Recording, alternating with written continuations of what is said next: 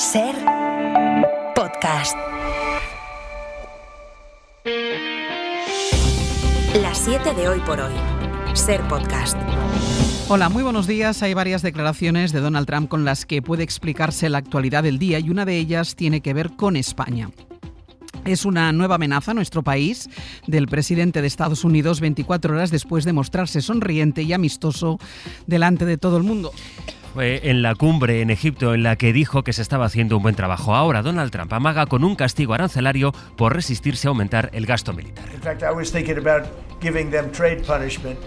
Su argumento es que España ha sido extremadamente irrespetuosa en la OTAN porque es el único que no quiere elevar el gasto en defensa hasta el 5% de su PIB. Todo el mundo tiene en mente ese momento en el que Trump estrechó la mano entre sonrisas con Pedro Sánchez y luego dijo que se estaba haciendo un buen trabajo, que habría acuerdo. Sorprendió incluso aquello porque Trump venía de proponer que la OTAN echara a España, algo que el Tratado de la Alianza no contempla la posibilidad de la expulsión. Ahora plantea el castigo de aranceles, aunque eso queda de momento en el terreno de las amenazas, porque los aranceles Washington los negocia y los aplica a toda la Unión Europea. La Unión es un bloque comercial.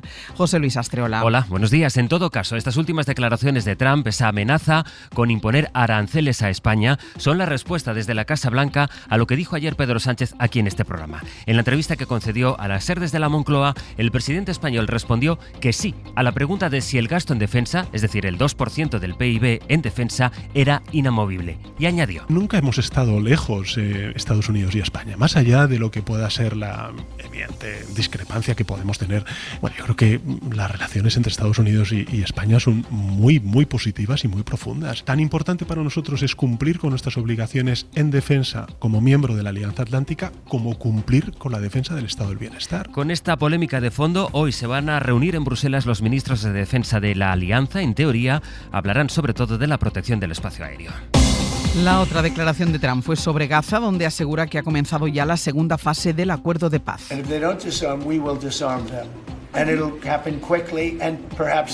Fase que debería pasar por el desarme de Hamás. Advierte Trump que no descarta utilizar la violencia para que depongan las armas si no cumplen su promesa. Y esto ha llevado a Netanyahu a seguir esa misma estela declarativa y recuperar amenazas que en realidad recuerdan al tono previo, al tono de antes del alto el fuego de ahora.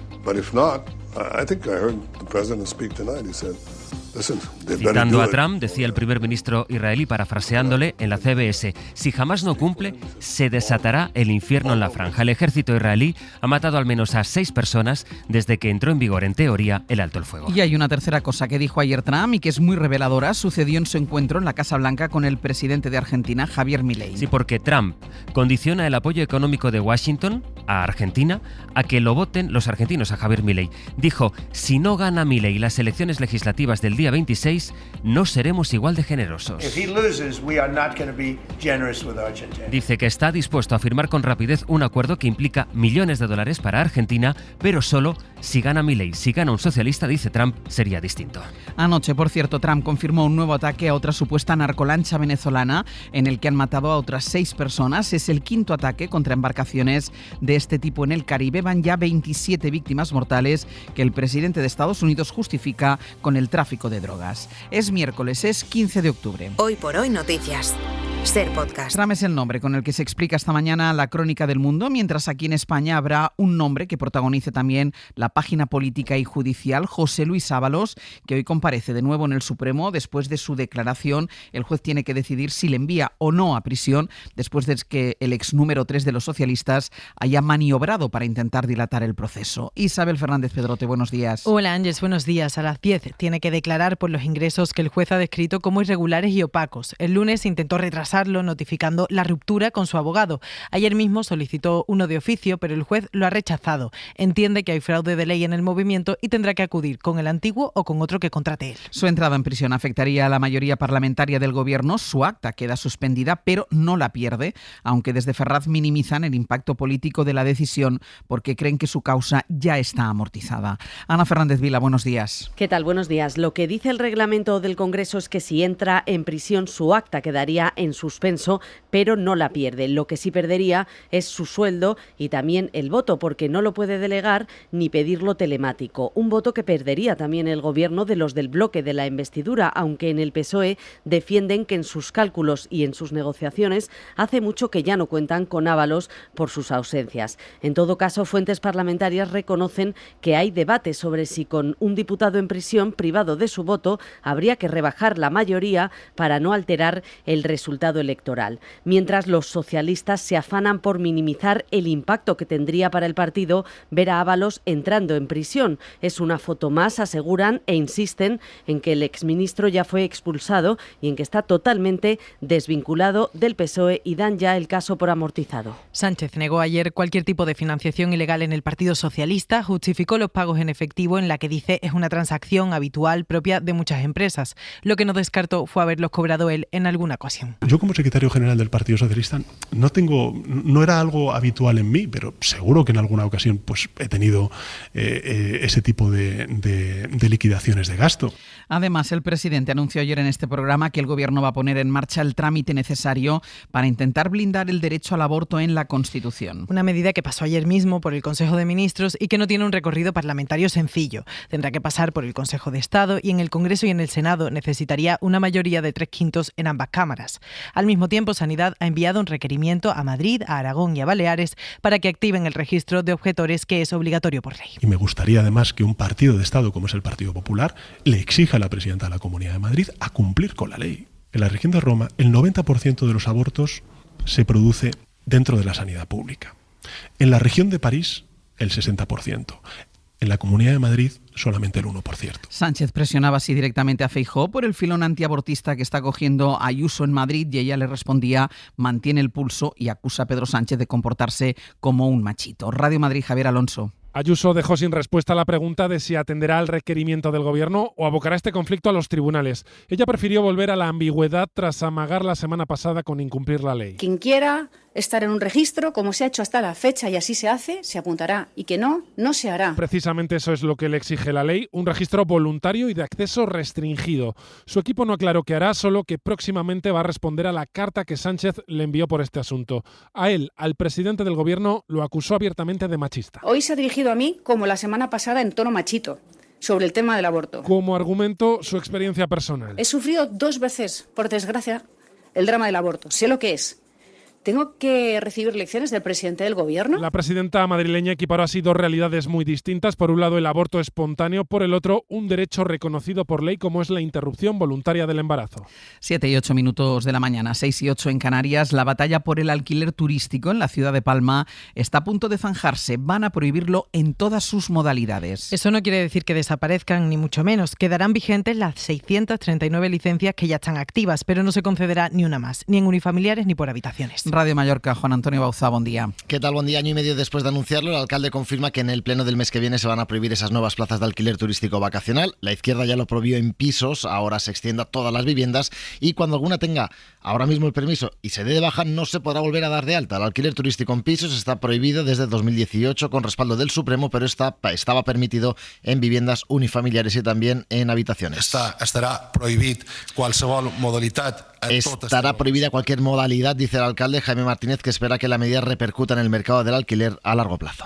El Fondo Monetario Internacional mantiene sus previsiones y sitúa a España como la economía avanzada que más crece este año. Calcula un crecimiento del 2,9%, impulsado por el turismo, la creación del empleo y los fondos europeos. España duplica el ritmo de la eurozona y volverá a crecer un 2% el año que viene, según estas previsiones. El informe también reconoce que los aranceles de Trump han afectado menos de lo esperado, pero vuelve a advertir de la incertidumbre de la economía mundial. Pablo Anzola, buenos días. Buenos días. Sí, España se mantiene como la excepción en un mundo que se desacelera por la factura arancelaria de Donald Trump. El FMI ha mejorado 4 décimas su previsión económica para nuestro país, que crecerá un 2,9% este año. Será el segundo consecutivo a la cabeza de las economías avanzadas y además duplicará la tasa de crecimiento de la eurozona, que con un avance de poco más del 1% no termina de despegar. Y es que el Fondo Monetario dibuja un escenario algo más más tibio que hace un año para la economía global en general y la estadounidense en particular. Estamos ante unas previsiones frágiles, decía ayer su director de estudios. El informe del organismo repite 75 veces la palabra incertidumbre y evita dar por zanjados los coletazos de la guerra comercial. En España, las olas de calor pueden provocar una caída del PIB de hasta un 3% en 2050. Es la conclusión de un estudio de la Cámara de Comercio de Barcelona, según el cual en los últimos 10 años el calor, la sequía o las inundaciones han provocado pérdidas de 20.000 millones de euros. En Radio Barcelona, Paul Valero. El calor tendrá un impacto en la economía, especialmente en sectores como la construcción, donde el aumento de las temperaturas supondrá la pérdida de hasta 2 semanas de trabajo al año, o en el turismo, haciendo que Barcelona pierda atractivo para los visitantes que buscan climas más templados. Aproximadamente de aquí a 2050, solo los efectos de un aumento de temperatura media al año pueden causar una reducción del PIB por cápita de aproximadamente 14%. Es Claudia Illa, experta en gestión de riesgos en AXA, que además señala que el aumento de la temperatura del Mediterráneo provocará más danas y lluvias intensas. Por eso, el informe calcula que en 2050 un 40% de los habitantes de Barcelona capital, unos 600.000, estarán expuestos al riesgo de inundaciones. Hoy por hoy noticias.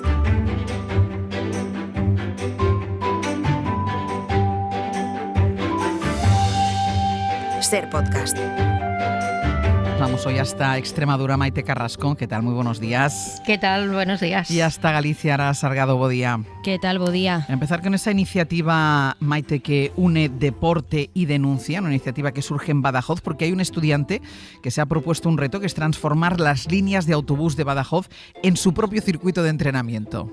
Sí, a través de su cuenta de TikTok lanzaba ese reto que sirve tanto para mantenerse en forma como para conocer mucho mejor la ciudad. Dice, una idea que se le ocurría al ver esos retrasos que presentan algunos de los autobuses y tratar de buscar una forma divertida de practicar el running por la ciudad. Me aburro muchísimo, decía, corriendo solo por Badajoz, y viendo las críticas del retraso de los autobuses, pues decidió correr esas líneas para darle visibilidad e incentivar el deporte. Cada semana va a ir contando a los interesados qué línea correrá y los días. El reto comienza este sábado y está abierto a todo el que quiera participar porque no quiere correr solo. Bueno, pues es una buena iniciativa y además a ver si mejora la puntualidad del transporte público. Un buitre, Lara, se suma a la fiesta en Lugo y obliga a parar a una de las atracciones de la feria. Sí, es lo que ha sucedido en plena celebración del San Froilán. Este buitre negro puede llegar a los 120 centímetros y se paró justo en la plataforma del Saltamontes, esta popular atracción, para sorpresa de los lucenses que disfrutaban del último día de fiesta. Se acaba de subir, acaba de tener que parar la atracción porque se subió encima de una tipa. Hola, hola, hola, hola. Hola, hola, se lo llevan tú. Pedazo bicho detenido. Dio positivo. Se lo llevan detenido. Escuchamos que bromeaba este vecino que capturó el momento, que se puede ver en el Instagram de los bomberos de Aterrachá. Ahí vemos cómo son varios los efectivos de bomberos, también de policía local, que logran con algo de dificultad, todo se ha dicho, capturar al animal, que fue trasladado a un centro de recuperación y se cree que procedía de Extremadura y que pudo desorientarse hasta llegar hasta Lugo. O sea, va a haber guerra aquí, porque mira, es que ahora Maite nos va a contar otra de pájaros, porque en esta época del año precisamente Extremadura se convierte en una especie de hotel de lujo para aves, grullas, milanos y petirrojos que ya están ahí en Extremadura para el otoño-invierno. Claro, este buitre se despistó seguro. Son 7 las especies migratorias que ya atraviesan la región. Alguna de ellas, pues la grulla común, elige Extremadura como cuartel de invierno, pasa toda la estación aprovechando esos recursos de la dehesa hasta que las condiciones climáticas le permiten regresar a sus áreas de cría en el norte de Europa. La duración de su estancia varía desde unos pocos días para las aves de paso rápido hasta los 5 o 6 meses para las que invernan aquí todos esos meses. Por aquí pasan, además de la grulla común, la cigüeña negra, el milano real también, el petirrojo y a lo mejor el buitre Vete tú a saber.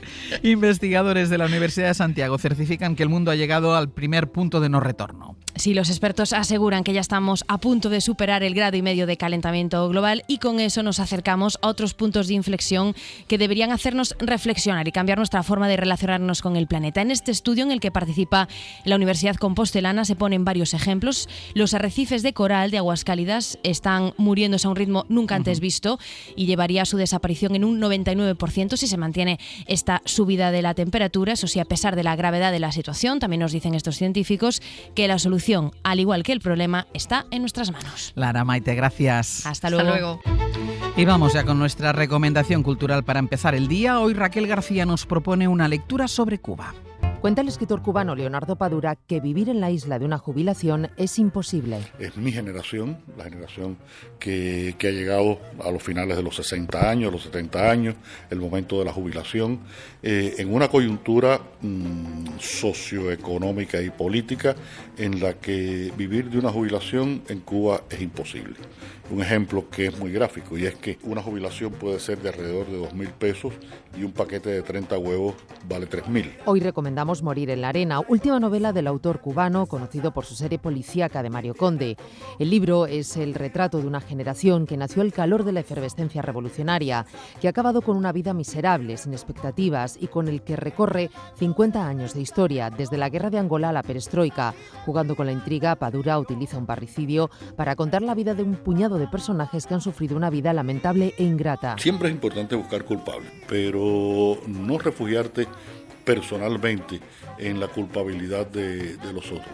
Hay veces que la realidad te supera, que los poderes te determinan tu existencia y eso ocurre sobre todo en sistemas como el que existe en Cuba. Y este es el comienzo de una historia que habla de la mierda existencial e histórica que sufre un pueblo, vencido por el miedo, abocado a la apatía y a la desidia. Una profunda reflexión que habla de rabia y de frustración, pero también de amor y de segundas oportunidades. Para no perderte ningún episodio, síguenos en la aplicación o la web de la SER, Podium Podcast o tu plataforma de audio favorita.